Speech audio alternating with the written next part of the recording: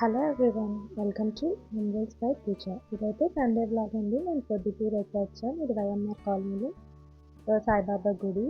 ఆ రోజు గురు పౌర్ణమి కదా, ఫస్ట్ అయితే బాబాని దర్శించుకున్నాం. తర్వాత నేను వచ్చిన ఫంక్షన్ అయితే ఫస్ట్ బర్త్డే మా మోహిత్ బాబుది.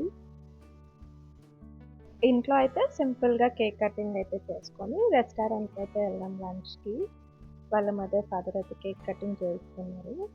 ఇంకా తర్వాత కొంచెం కేక్ స్మాష్ ఫొటోస్ అయితే తీసుకున్నాం.